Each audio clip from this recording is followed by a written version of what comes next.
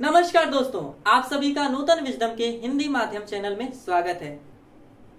आपने कहीं न कहीं किसी ऐसे बालक को जरूर देखे होंगे जिसे जिस उम्र में खेलना कूदना और पढ़ाई करना चाहिए वह उस उम्र में कहीं काम करता है, मजदूरी करता है।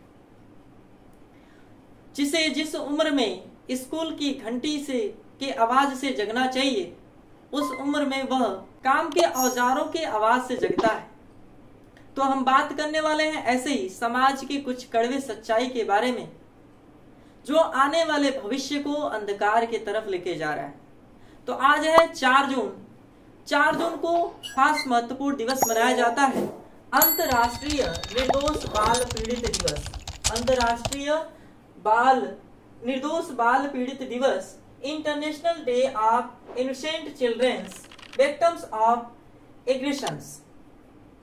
मतलब कि अंतर्राष्ट्रीय निर्दोष जो बाल पीड़ित है, मतलब कि जिनका कोई दोष ना हो समाज में, अभी उसने समाज को देखा भी नहीं सही से और उससे लोग मजदूरी कुछ अलग अलग प्रकार के काम करवा रहे हैं, ठीक है, किसी न किसी तरीके से उसका शोषण कर रहे हैं, वो पीड़ित है। उन बच्चों के लिए ये दिवस खास तौर पे मनाया जाता है। अब यह मनाने का प्रारंभ कैसे हुआ? तो यह दिवस जो है कि संयुक्त राष्ट्र द्वारा अंतर्राष्ट्रीय स्तर पर मनाया जाता है। मतलब कि जो भी बड़े बड़े जो देश हैं उन्होंने ये मनाने का जो है कि इस दिवस को मनाने का जो है कि एक दिवस चूज किया कि इस दिन हमें खास तौर पर बाल पीड़ित जो बच्चे हैं, मतलब कि जो बच्चों पर जुर्म हो रहा है, ठीक ना, शोषण किया जा रहा है, लेकिन भारत में इसकी प्रासंगिकता बहुत ही गहरी है। मतलब कि भारत में इस चीज को सबसे ज्यादा महत्वपूर्ण तौर पे देखना चाहिए और काम करना चाहिए, ठीक है। अब क्यों? क्योंकि भारत एक तो आप जानते हैं कि विश्व में जनसंख्या में भी सबसे ज्यादा है। मतलब कहीं ना कहीं प्रत्येक 1 मिनट में कहीं ना कहीं बालक का शोषण किया जा रहा होगा, ठीक है। तो इसको रोकना चाहिए और इसको रोकने का एक सलूशन है कि जितने शिक्षित वर्ग हैं जो उच्च स्तरीय शिक्षा लिए उनको जागरूक होना पड़ेगा। वो जागरूक होकर के समाज में लोगों को जागरूक करें, क्योंकि शिक्षित वर्ग एक समाज का दीपक है। अगर वो नहीं जलेंगे तो भाई समाज तो अंधकार में ही जाएगा। चलिए देख लेते हैं कि किस प्रकार के शोषण होते हैं। तो पहला है बाल शोषण की गंभीरता। गंभीर जो समस्या है, बोला कि भारत में लाखों बच्चे शारीरिक, मानसिक और यौन शोषण का शिकार होते हैं। मतलब कहीं न कहीं किसी न किसी बालक को जो है कि शारीरिक, मानसिक या यौन शोषण, ठीक ना, उनका किया जा रहा है, जिसमें घरेलू हिंसा, मतलब कि घरेलू समस्याओं की वजह से उसे मतलब कि पीड़ा सहनी पड़ रही हो। दूसरा बाल श्रम, उनसे मजदूरी कराया जा रहा हो कहीं ना कहीं किसी वर्कशॉप में या कहीं कंपनी में, ठीक है। भीख मांगना, आजकल देख रहे हैं कि रोडों पर जो है कि बच्चों से बहुत ज्यादा ऐसे काम करवाए जा रहे हैं, उनके पेरेंट्स भी हैं फिर भी वो लोग नहीं सोच रहे हैं। तो ऐसे लोगों पर हमें फोकस करना चाहिए, ठीक है। क्योंकि अगर हमें भारत को एक उन्नत भारत बनाना है तो पहले निचला स्तर हमें सही करना होगा, ठीक है। चौथा है बाल यौन शोषण। कहीं ना कहीं किसी बच्चे या बच्ची का जो है कि शोषण किया जा रहा है शारीरिक तौर पे, ठीक है ना, तो इसको रोकना चाहिए। दूसरा है कानूनी संरक्षण के बावजूद हालात में चिंताजनक। मतलब कि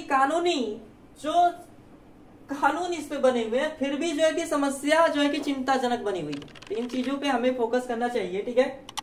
अब देखिए कानून कौन से बना है, तो POSCO ये जो है कि अधिनियम, मतलब कि एक्ट लाया गया है, protection of children from sexual offence act 2012। मतलब कि यह 2012 में एक लाया गया बच्चों को खास तौर पर प्रोटेक्ट करने के लिए, पर यह भी आज चिंताजनक है। यह भी उतना सही तरीके से काम नहीं हो पा रहा है इसमें। मतलब कि लोग इसका इस्तेमाल नहीं कर पा रहे होंगे या ये जो संस्था है ये काम मतलब कि इसके वजह से इसको जानते नहीं होंगे अधिकतर लोग, ठीक है। अब जो लोग जानते होंगे वो लोग खुद इसको छुपाते होंगे कि अगर समाज में आ जाए तो हम लोग के लिए समस्या हो जाएगी, कहीं हमसे गलती हो जाएगा तो हम इससे नहीं बच पाएंगे। ठीक है। दूसरा है बाल श्रम निषेध अधिनियम। यह प्रारंभ 1986 में किया गया था, पर इसको संशोधन किया गया इसमें कुछ 2016 में। अब ये कितने से कितने वर्ष के बच्चों के लिए लाया गया था? तो ये जो है कि जो भी 0 से 14 वर्ष से कम के बच्चे हैं जिन पर शारीरिक, मानसिक या उन पे कोई किसी भी प्रकार का दबाव दिया जा रहा है, बाल श्रम कराया जा रहा है, तो उसको रोकने के लिए यह अधिनियम बनाया गया था 1986 में। कब बनाया गया था? 1986। फिर भी आज देखिए इतना हालात बिगड़ रहे हैं, कहीं ना कहीं कोई एक बालक किसी वर्कशॉप या कंपनी में काम कर रहा है। नेक्स्ट है ग्रामीण कृषकों और झुग्गियों में बच्चों की स्थिति संवेदनशील। मतलब कि संवेदनशीलता से, मतलब कि उनको देखने पर ऐसे लगता है कि भाई गरीबी किस हद तक है, तो इसमें हमें सुधार करना चाहिए। और एक खास तौर है भाई, इन सभी को सुधार करने के लिए सबसे पहले हमें शिक्षा प्रत्येक व्यक्ति तक पहुंचाना जरूरी होगा। ठीक है। आज देखिए गवर्नमेंट जो है कि शिक्षा निःशुल्क की है, पर गवर्नमेंट विद्यालयों की हालत ऐसी है जहां पर बच्चों की संख्या कम है। तो गवर्नमेंट को इस पे सोचना चाहिए। और देखिए अगर रूल्स आप कड़ा नहीं बनाएंगे तो समाज सुधरने वाला नहीं है। ठीक है। आप जानते हैं भाई, जैसे कि आप भी जो हमारे वीडियो देख रहे हैं, आप भी अगर किसी धर्म को मानते होंगे तो उस धर्म में कोई ऐसा व्यक्ति होगा जो न्याय प्रिय होगा। जैसे अगर हम हिंदू धर्म की बात करें तो जो श्री रामचंद्र जी थे वो न्याय प्रिय थे। उनका एक रूल्स था कि भाई प्राण जाए लेकिन वचन न जाए। तो ऐसे रूल बनाना पड़ेगा कि आप रूल को तोड़ ना सकें, भले ही वो आपका सगा क्यों ना। ठीक है। तो ऐसे रूल बनाएंगे तभी जो है कि हालात सुधर सकते हैं। नेक्स्ट है विद्यालयों और संस्थाओं में शोषण। मतलब कि आज भी ऐसा है, देखो जो जिससे हम समाज को प्रज्वलित करते हैं वहीं पर अगर शोषण हो तो हम समाज को उन्नतशील नहीं बना पाएंगे। ठीक है ना, देश को उन्नतशील नहीं बना पाएंगे। बोला है कि कई बच्चों को स्कूल में भेदभाव, मारपीट, डर, उपेक्षा का सामना करना पड़ता है। मतलब कि आज भी ऐसे संस्थाएं हैं जहां पर बच्चों को भेदभाव किया जा रहा है, उनको ज्यादा से ज्यादा टॉर्चर किया जा रहा है अगर किसी ऐसे वर्ग से आते हैं। तो ऐसे चीजों पर हमें एकदम कड़ा प्रतिबंध लगाना चाहिए। ठीक है। नेक्स्ट है शिक्षा में वंचित बच्चे भी मानसिक पीड़ा से गुजरते हैं। माने शिक्षा से जो वंचित हैं, जो शिक्षा को ग्रहण नहीं कर पा रहे। ठीक है। जब शिक्षा से ग्रहण नहीं कर पाएंगे, मतलब कि शिक्षा के से जुड़े ही नहीं है, शिक्षा को जानते ही नहीं है, तो समाज में कैसे सरवाइव करेंगे? अगर उनके साथ कुछ हो रहा है तो उनको भी नहीं पता चलेगा कि हमारे साथ कुछ अन्याय हुआ। ठीक है। तो वो भी कहीं ना कहीं मानसिक रूप से क्या है, पीड़ित है। तो भाई इनको रोकने के लिए हम तो यही कहेंगे कि भाई जो भी शिक्षा व्यवस्था है या जो भी सरकार है उसे एक कड़ा प्रतिबंध लगाना चाहिए। ऐसे कठोर नियम लाना चाहिए कि जिससे लोगों को काम करने से ना डर लगे, ऐसे मतलब कि करने की साहस ही न। चलिए देखते हैं आगे।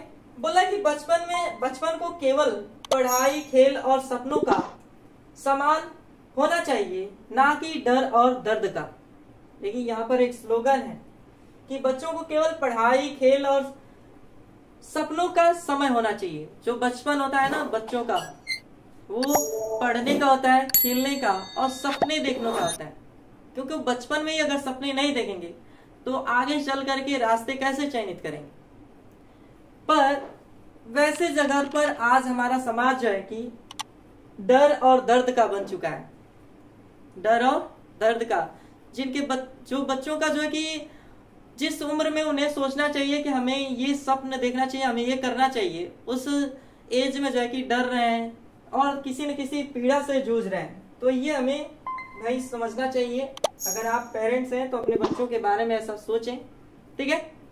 और दूसरों के बच्चों में भी खास तौर पे सोचें क्योंकि दूसरों के बच्चे या आपके बच्चे वो कल के क्या है, भविष्य है, वो फ्यूचर है हमारे, ठीक ना। कुछ स्लोगन दिए गए हैं, ठीक है। बच्चों को मत छीनो, जीवन को मत तोड़ो। मतलब कि बच्चों को अपने ख्वाब से दूर मत करो, ठीक है ना। उनको अभी बचपन है तो उनको सोचने समझने खेलने कूदने की पूरी आजादी दी जाए, ठीक है। और जब ऐसा करेंगे तो अपने जीवन से वो जुड़े रहेंगे, नहीं तो जीवन से क्या हो जाएंगे, टूट जाएंगे, वो गलत रास्ते पर चले जाएंगे, ठीक है। दूसरा है हर बच्चा मुस्कुराए ऐसा भारत बनाए। मतलब कि जब बच्चा मुस्कुराएगा तभी भारत जो है कि विकसित भारत बनेगा, नहीं तो आने वाला कल हमारा अंधकार जैसा हो जाएगा, ठीक है। क्योंकि वो फ्यूचर है भाई, अगर उनको हम सही गलत नहीं बताएंगे या उनके साथ अगर हम सही नहीं करेंगे तो आने वाला समय कैसे सही होगा, ठीक है। नेक्स्ट है न किताबें छीने न हक, यही है सच्चा लोकतंत्र। मतलब कि अगर हम किताब अगर उनसे छीन लेंगे, उनसे हक छीन लेंगे तो लोकतंत्र कहाँ रहा। लोकतंत्र का एक मतलब है कि लोगों का मत, जहां पर लोगों की राय ली जाती है उसे लोकतंत्र कहते हैं। तो भाई उनसे किताबें ना छीनी जाए, उनसे उनका हक ना छीना जाए, ठीक है। तभी तो हमारा जो लोकतंत्र है, हम अपने जो देश को बोलते हैं भाई कि हमारा जो देश है जो लोकतंत्रात्मक गणराज्य है, ठीक है। नेक्स्ट है न हो बाल मजदूरी न हो बचपन का मजबूरी। मतलब कि हम उनसे मजदूरी ना कराएं, मतलब कि ऐसे लोगों को संदेश भेजें कि भाई बच्चों से मजदूरी ना कराएं। मजदूरी का मतलब है कि जब उनको कोई मजबूरी नहीं दिलाएंगे तो मजदूरी नहीं करेंगे, ठीक है। तो ये हमें समाज में स्लोगन लाना चाहिए और लोगों को बताना चाहिए। अगर किसी बच्चे के साथ कोई अन्याय हो रहा है तो उसके लिए यहाँ पर एक सरकार के द्वारा चिल्ड्रन हेल्पलाइन नंबर भी दिया गया है 1098। उस पर कॉल करके हम जो कानून है उसको सूचित कर सकते हैं। उसमें कोई भी आपका एड्रेस या कुछ नहीं मांगा जाएगा, ठीक है ना। तो इस पर अगर कहीं अन्याय हो रहा है किसी बच्चे के साथ अगर मजदूरी कराई जा रही हो तो आप इस पे कॉल करके जो है कि बता सकते हैं, उस अपराध को होने से क्या कर सकते हैं, रोक सकते हैं। तो यह वीडियो आपको कैसा लगा कमेंट सेक्शन में कमेंट करें और वीडियो को अधिक से अधिक लाइक और शेयर करें। मिलते हैं नेक्स्ट दिन कुछ ऐसे ही महत्वपूर्ण दिवस के साथ, तब तक के लिए धन्यवाद।